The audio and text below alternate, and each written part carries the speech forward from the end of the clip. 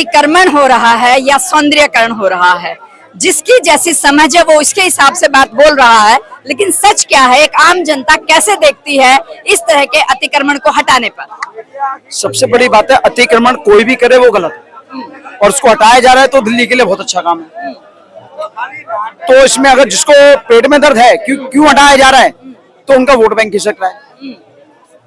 उसमें ये नहीं देख रहे कि किसका वोट बैंक है। सबसे बड़ी बात है जो सौंदर्यीकरण है पूरी दिल्ली के लिए हो रहा है।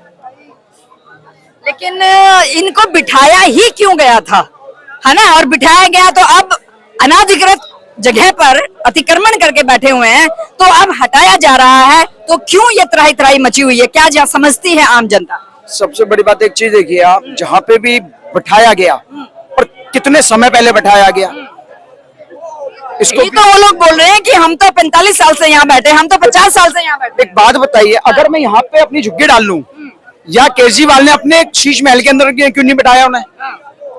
कांग्रेस ने अपने बंगले के आगे क्यों नहीं बिठाया? अपने दफ्तर के आगे क्यों नहीं बिठाया? उनको क्या पटरी ही लगी थी?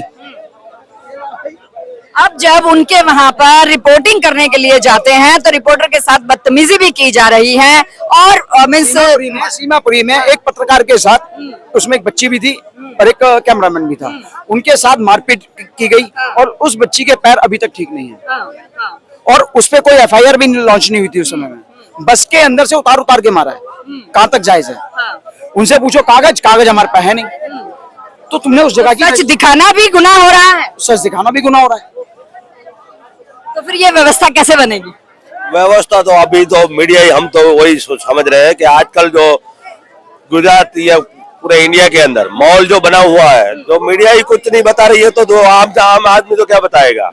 क्योंकि मीडिया के हाथ में जो खेल रहा है, जो कांग्रेस शायद खेल रहा है या भाजपा खेल रहा है, जो खेल सामने आम आदमी के सामने नहीं लाएगा तो कैसे पता चलेगा? आम आदमी के सामने तो तभी तो हम जनता की बात पूछ रहे हैं ना, जनता के बीच में आए हुए। नहीं, जो बात आप करते हो दिखाते हो अलग और जो करते हो वो बात अलग है। जो देखते हैं वही तो लाते हैं। मीडिया आज दिन तक 7-8 साल से कुछ नहीं दिखा रही है। देखते हो ना, क्या दिखाना चाहते हैं आप मीडिया से? की नहीं, जो सही सच्चाई है राजकारण, क्या सच्चाई नहीं दिखा रहा है? क्या सच्चाई नहीं दिखा रहा है? कहना चाह रहे हैं कि झुग्गी हटाना आप दिखा रहे हो, लगवाना भी दिखा देते। क्या बताइए, आप क्या दिखवाना चाह रहे हैं मीडिया से? अभी आजकल जो आम आदमी को जीएसटी सब महंगाई जो है उसके ऊपर कोई दबाव नहीं आ रहा है बराबर, तो इसके ऊपर तो ध्यान रखना चाहिए ना। आम आदमी का तो मरा हो रहा है ना, छोटे आदमी का जो है, खेडूत किसानों के लिए भी कुछ नहीं कर रहे हैं, तो वो भी देखना चाहिए ना, सबके बारे में देखना चाहिए। हम तो वही बोल रहे हैं। क्या नाम है आपका? मेरा नाम रमेश प्रजापति। कहाँ से? गांधीधाम से हूँ।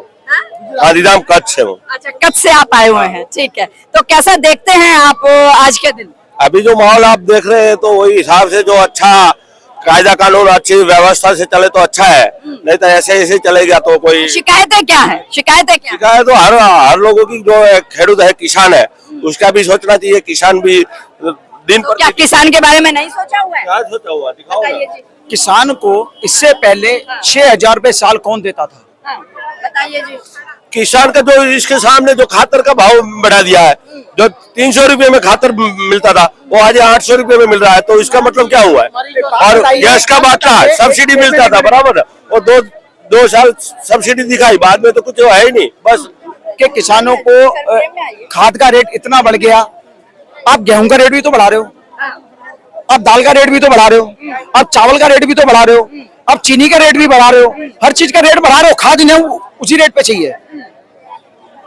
जो खेडूत मजदूरी करते हैं, मजदूर की तरफ खेडूत मजदूरी करते हैं, जो आड़तिया होता है, आड़तिया को मतलब गंज बाजार होता है, मजदूरी करता है, उसको तो खाद के रेट बढ़ने से कोई दिक्कत बढ़ने से कोई भाव नहीं हो रहा है ना, तो उसके हाथ में तो पैसा आ ही नहीं रहा इतना।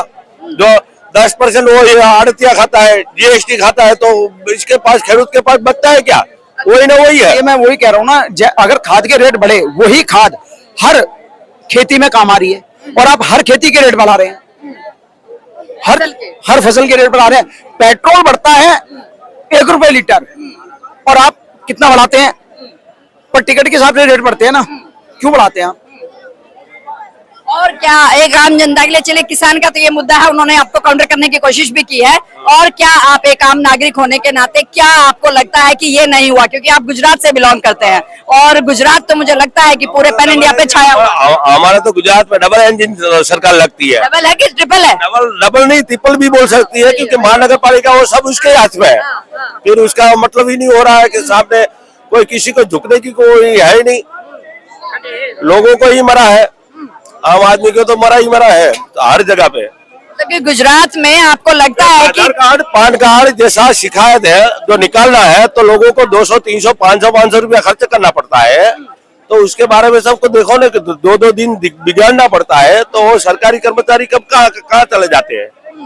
तो ये तो बात आप लोग दफ्तरों में जाके बात करते होंगे ना, जाके बोलते हैं, फिर कोई इसका जवाब ही नहीं मिलते हैं, तो क्या करेंगे हम।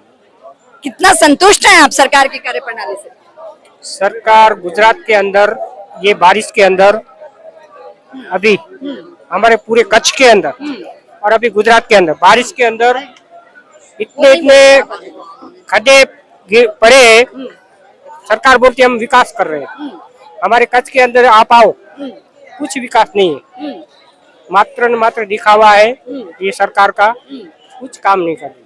आप कहाँ से बिलोंग करते हैं? कच्छ से आ रहे, कच्छ से आप आए हैं, गुजरात से, और आप सरकार की कार्यप्रणाली से कितना संतुष्ट हैं? संतोष है ही नहीं, काम बिल्कुल संतोष नहीं है।